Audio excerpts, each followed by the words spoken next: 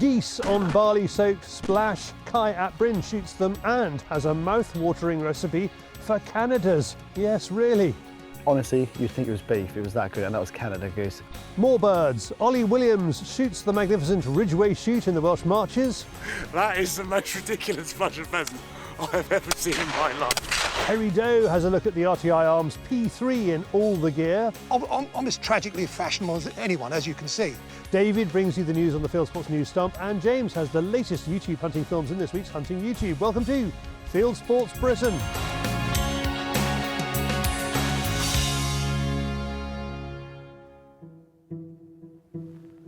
For anyone that wildfowls, this is probably the best sight in the world.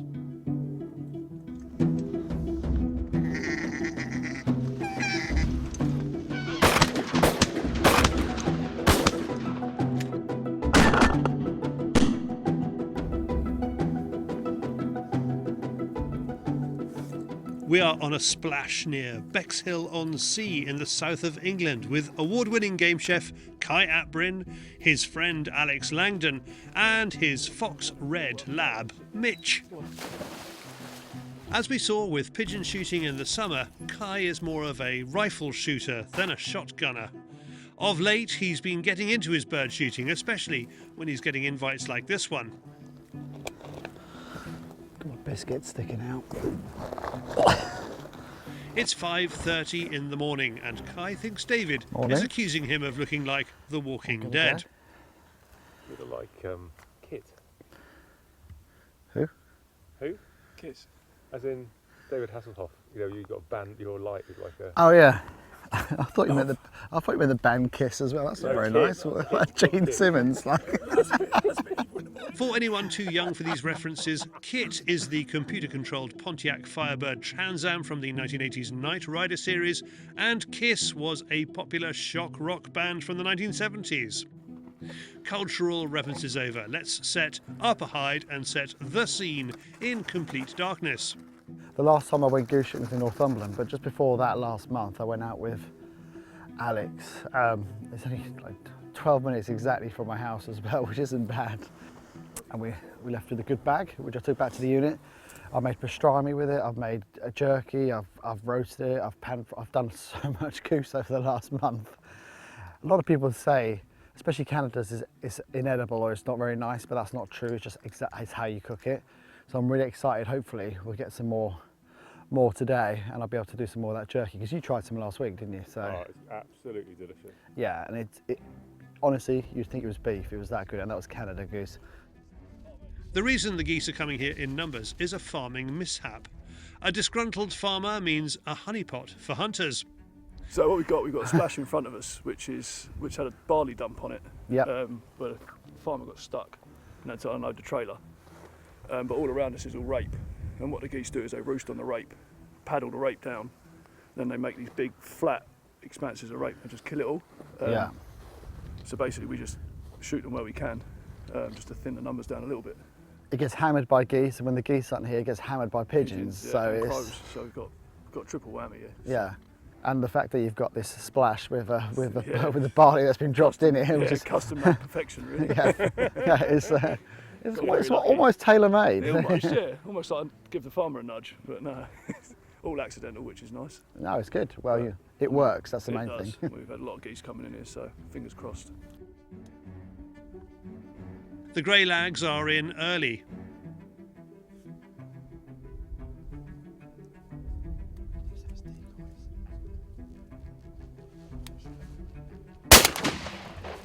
Cai gets off the mark.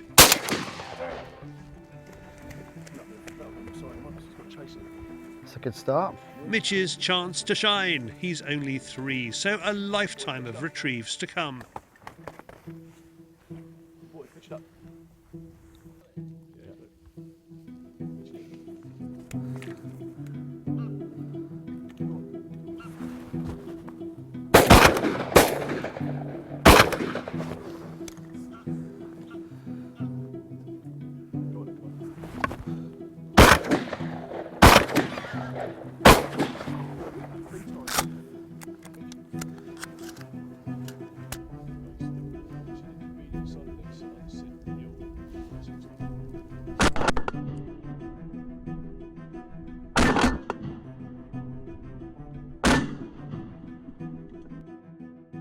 So far, we've just seen greylags. Alex explains it's because of the bully boy Canadas. So the greylags and the Canadas don't really like to feed together. So what you've got big bully Canada geese. They'll come after the greylags because the greylags want to beat the Canadas basically to the food source. You get them mostly in dark, to be fair. First light to dark, and then the Canadas come during the morning later on, sort of thing. So we might get some Canadas later. We should do, yeah. There's plenty of Canadas about, but they'll be about 45 minutes behind the greylags. So. The geese come in small groups and Cai is struggling to reach them. Alex wants us to stay low for longer. Yeah.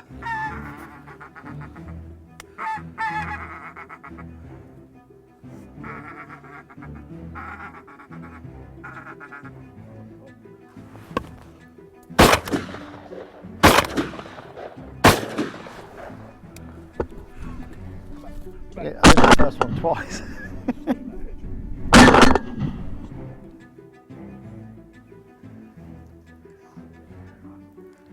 It's a beautiful morning and Cai breaks open the Canada goose jerky.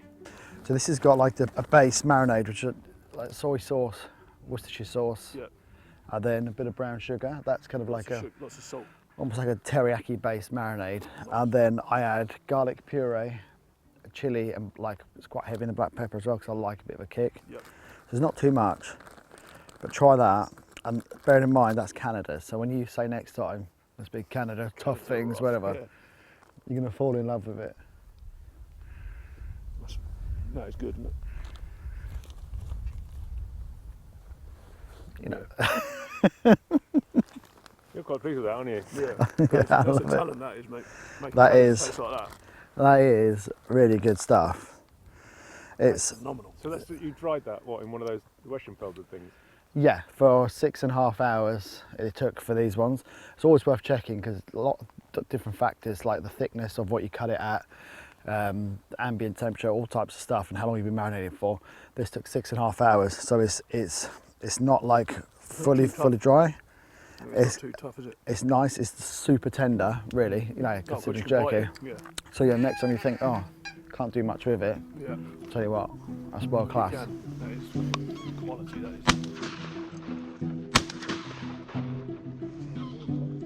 is. Shot that first one, smacked it in the chest. It's Williams. It's lower. Yeah, they've got.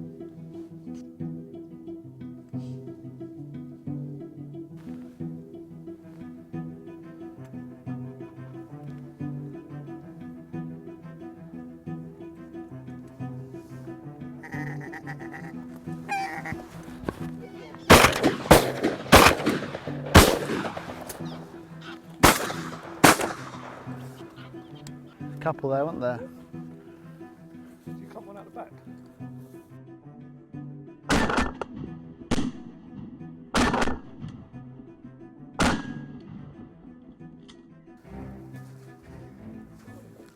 With no quad to help us take the geese out, Alex calls it as 10 will do us.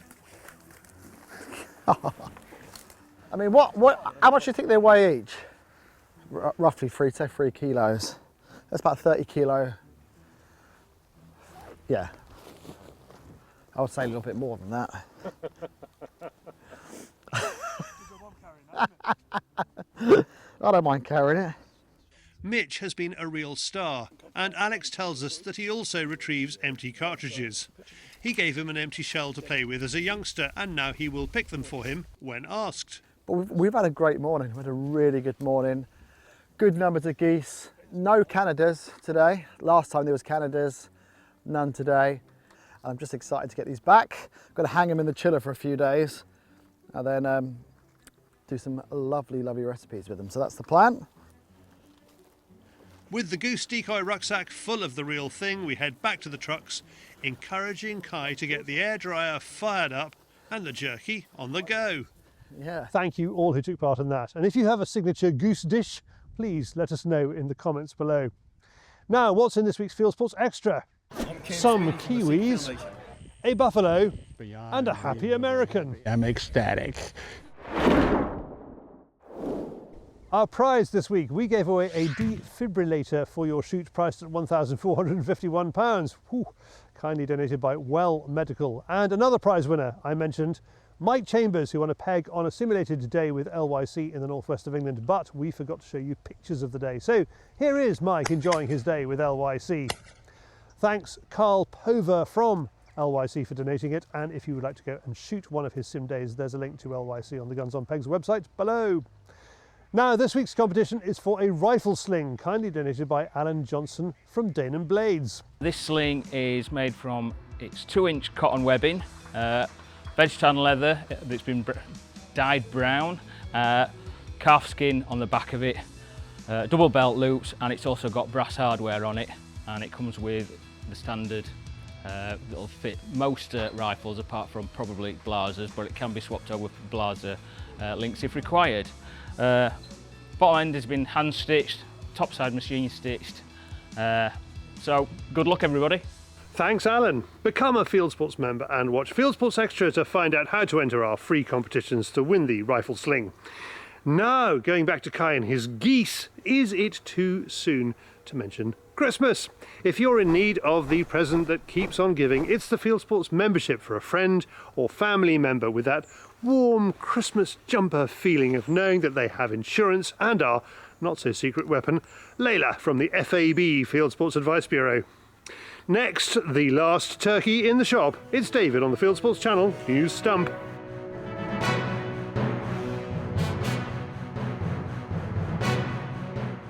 This is Fieldsports Channel News.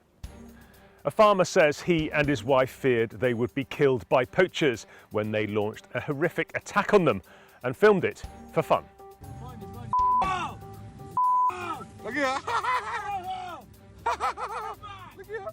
This video posted on social media by the poachers shows a group of people in vehicles who were believed to be illegally coursing for hares on farmland near Devizes in Wiltshire. We should warn you, this film contains violent images. We're not reporting the name of the farmer involved to protect his identity. He's standing outside the red four-wheel drive trying to protect his wife, who is inside the cab. You can hear the occupants of the vehicle cheering on their accomplices as they ram the four-wheel drive you can see in the clip. These stills show the damage caused to that vehicle, including broken windows smashed when the poachers fired steel ball bearings through the glass. The farmer's wife, who was sitting inside, narrowly escaped injury. Police were called and followed the poachers, who escaped in several cars and four-wheel drives. The attack comes after a Hampshire gamekeeper from an estate just across the county border was left with 2 broken legs after a similar incident just 3 weeks ago. If you can help, please contact the rural crime team at Wiltshire Police using the link below. So the level of violence is just totally unacceptable. This can't be tolerated. The levels of violence that the farmers are now facing and the threats that they get is to a scale where it's just not tolerable. And they're only doing one thing, and that's they're trying to protect their living and trying to stop these people accessing their land and damaging their property. Let alone the wildlife offences that are being committed at the same time. I can safely state here in terms of this is an absolute priority for Wiltshire Police. It's a priority for our Chief Constable. It is a priority for our Police and Crime Commissioner.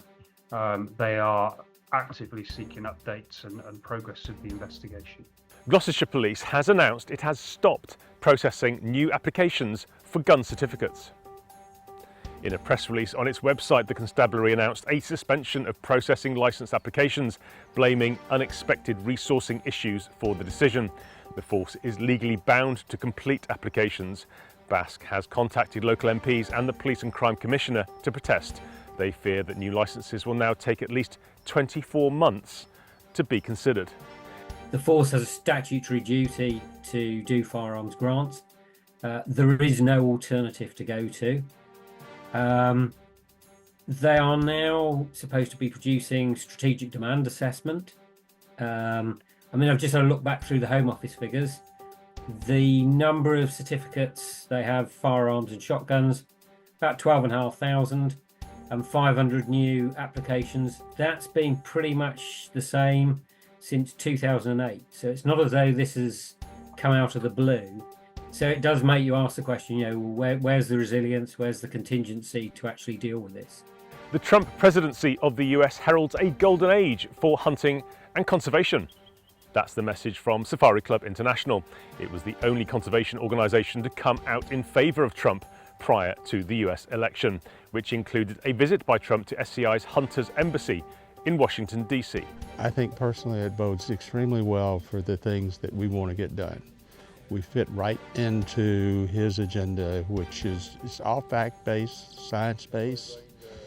We don't deal with rhetoric and hyperbole when it comes to hunting and wildlife.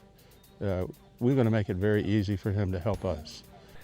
New Zealand's annual Seeker Show has confirmed its place as the largest hunting exhibition in Australasia.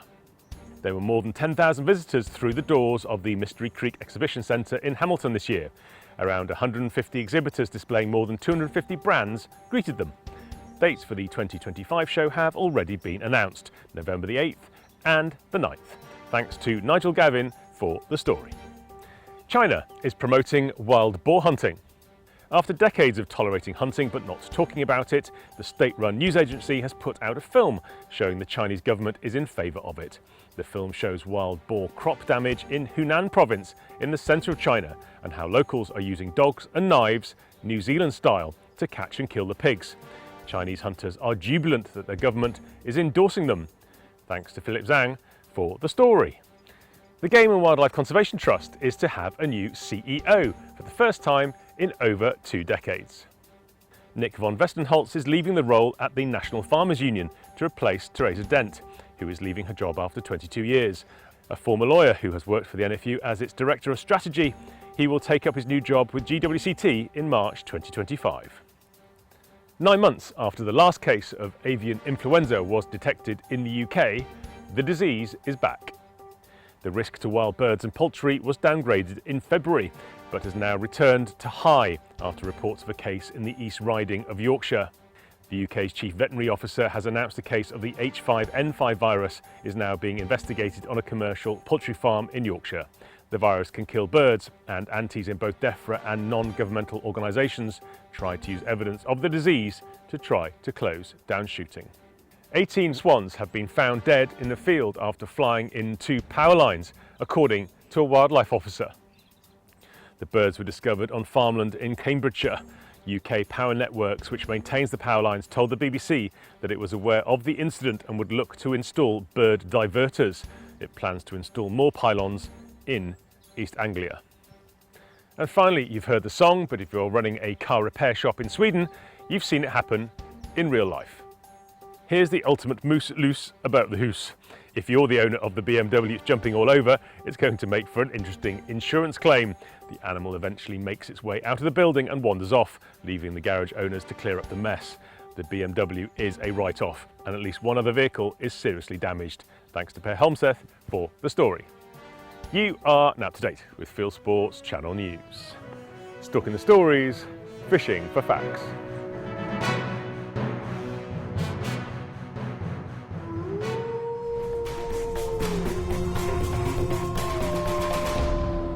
Thank you, David, who asks if you can like this video and subscribe to Fieldsports Channel. And if you're going to London on the 19th of November, say hello to David, who will be filming the farmers' protest for Fieldsports Britain and Farming Britain. Talking of which, the latest episode of Farming Britain is out. I joined Neil Parish, farmer and former MP, at a show in Devon to get more about farmers' fury with the Chancellor of the Exchequer. We have a system that conspires to keep the price of food so low, but we can't actually afford to pay off the inheritance tax we're going to get in the future. And David picks up homesteading tips from Arctic farmer Lars Monk, who has an impressive homemade smoker and grows his own tobacco. I think it should look something like this. This is my first batch. Now a word from the British Shooting Show.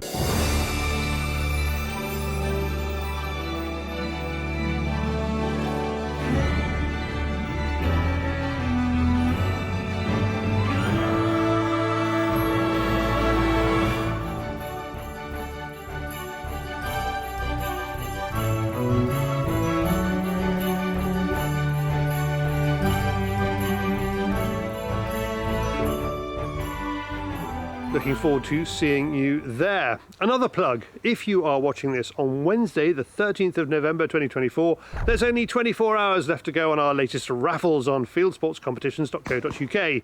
So head over to Fieldsports Channel, get yourself a ticket. It's only $4.99. 8 p.m. Thursday night is your deadline. Have a look at fieldsportscompetitions.co.uk. Next, high pheasant shooting in the Welsh Marches. Probably one of the best pheasant drives I've ever shot. We are right on the border between England and Wales, near Bishop's Castle.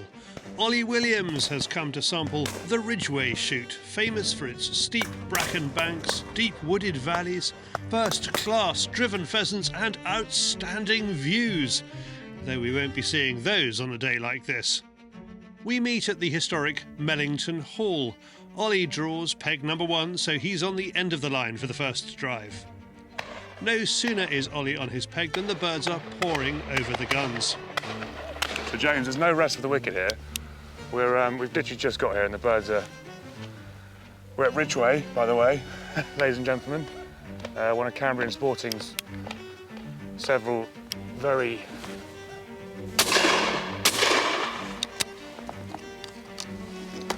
impressive shoots. Shot! Good shot. Great shot. There we go.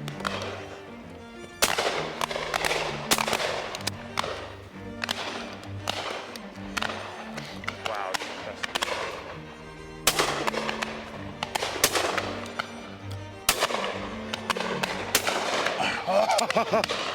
got him, second barrel. Right, found my form again. Took me a while there, Need James. a bit higher, that's the answer. It is, isn't it? Yeah. I'm better on the higher stuff. Yeah. That's not me bragging, by the way. Actually, I'm struggling with the in-between birds. When I say in-between birds, the lower ones here are sort of, what, 50 yarders? Yeah, they'd be 40. And the higher ones are sort of 70, 80 yarders. Yeah, they'd be up in the air.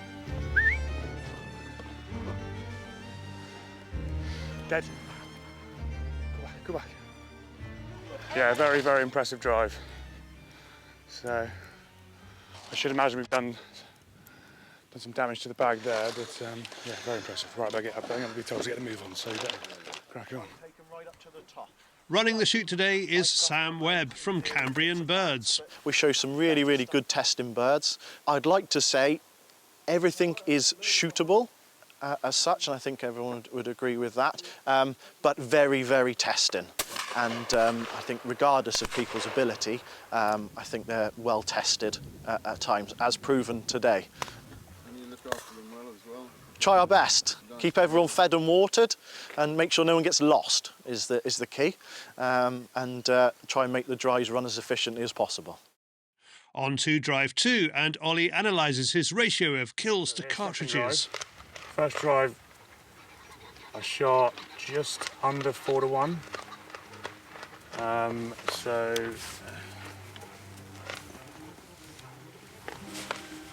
there's birds coming now actually, so I've got to be a little bit prepared, a little bit.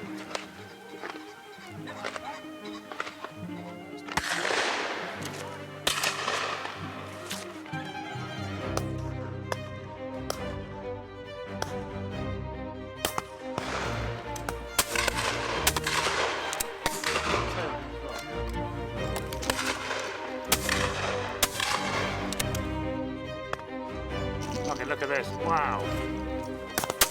Oh, you got it.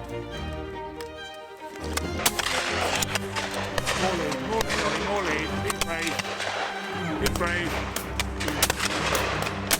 Yeah, that's what you want.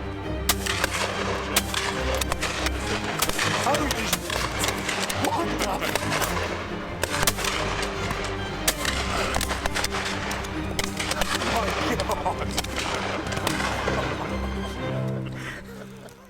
That is the most ridiculous flush of pheasants I have ever seen in my life. I couldn't even concentrate on that, a single bird. Yeah, you're like starlings.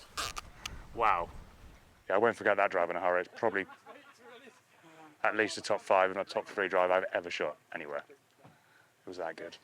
And they weren't extreme, but they were still very, very high. But Sam was saying they're shootable. I was like, I'm not really sure 32 grams they are, but they did the job. Managing to get some slightly bigger ones. After a break for 11s, Ollie is still buzzing about the birds on the first 2 drives. Drive 3 now, so Yeah, hopefully have a little bit of time to talk, because the last two drives have been, it's amazing how quickly the birds start coming. As I say that, I can't believe this. They start coming. So, but the first two drives were, the last drive is probably one of the best pheasant drives I've ever shot. In terms of just the level of the birds, you know, the height, the numbers, and there wasn't a single barrow. Look at that bird there. I mean, it's glorious. Still glorious.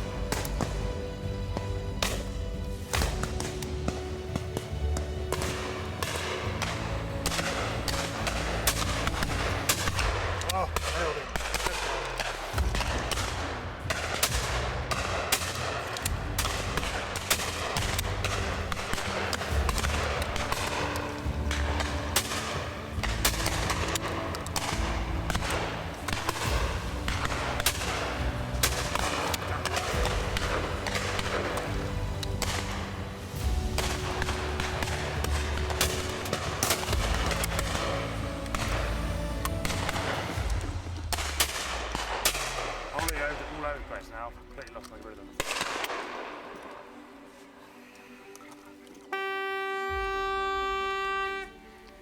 Well, I thought you shot well on that. Yeah, I shot some nice birds. I lost my rhythm at the end with the change of the gun, I think. But... Well, the first two, Great drive, Sam. Yeah. Great drive. The final drive is on a steep wooded hillside. There's a mist rolling in, and Sam is feeling the pressure. Yeah, it was all right. It wasn't a mad rush, but I could see it was coming in, and yeah, that can definitely ruin a good drive if you're not careful. So I was radioing to Jack to try and keep the drive going, and keep it going whilst it was coming in. So I said we only got a short window, so no, we did keep it going, and it's good. It actually, that little bit of fog, it was just shootable, and just them few birds that come right off the back there, if they're just in the edge of the fog, it does actually make them really go for it. Obviously, if it comes down a bit too much, it's a different story again, and they're a bit hovery, so we don't like that. So hence why we just got on with it a little bit more. So I'm glad we managed to do that.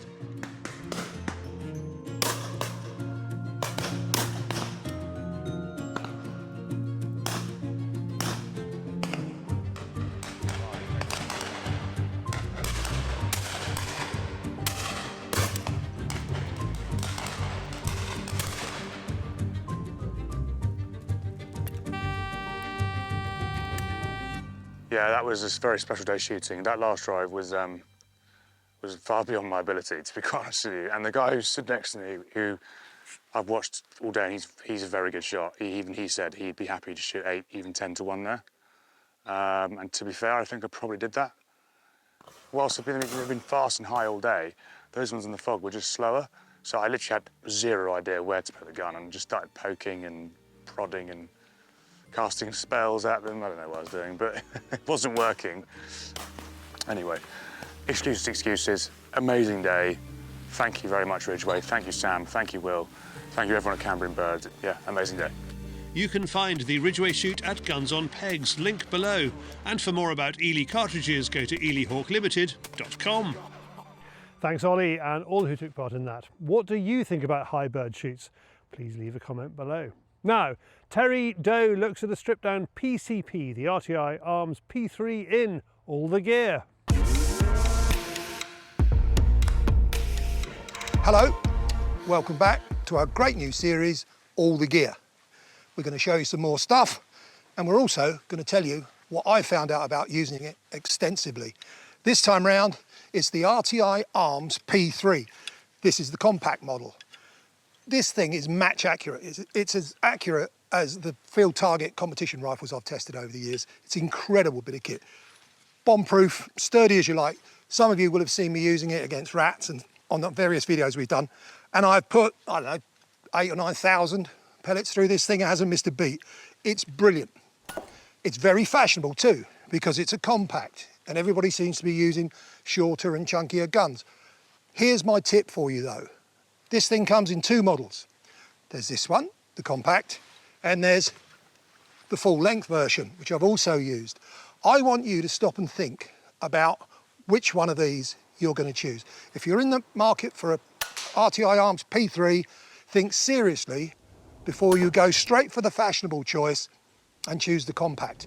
If you're shooting at legal limit, or you do a lot of stuff in hides or inside a vehicle, sure, definitely the compact is the one. If you're banging around inside barns and things where, you know, forward space is a bit of a problem, definitely the compact.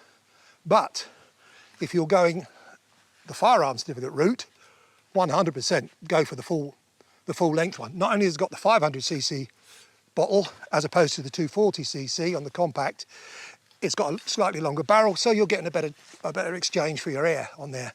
Also, test it for balance. If you can see which one balances. Generally, super target rifles are not compact. They're fairly long, and they use the sort of balance effect on them. See which one actually suits you, your build, your technique, and your style of shooting the best. Don't be fashionable. I'm as tragically fashionable as anyone, as you can see. But just this once. Don't go with fashion, go with total practicality. And I promise you'll make a better choice. Thanks, Terry. Next, from kit to the wider world of hunting and shooting on YouTube, James Martington brings you the best hunting videos in hunting YouTube.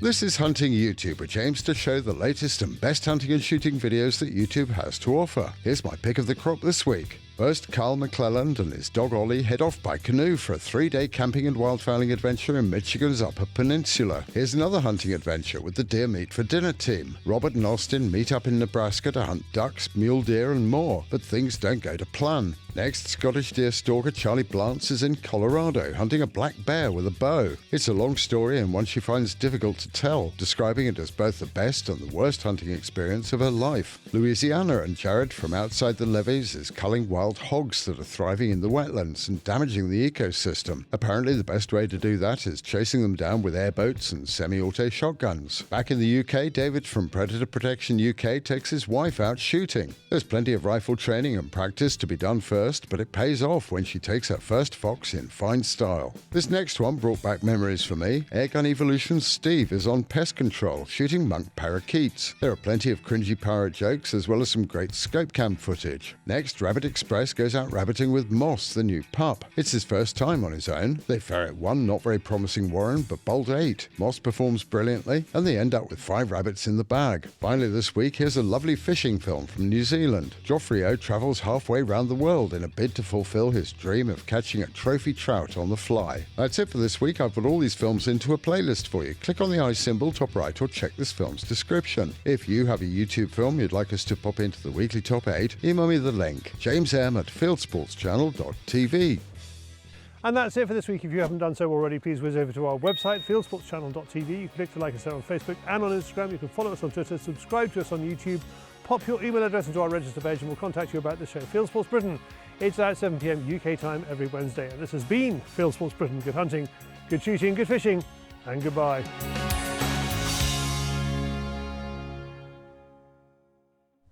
Our prize this week, we gave away a defibrillator, free defibrillator,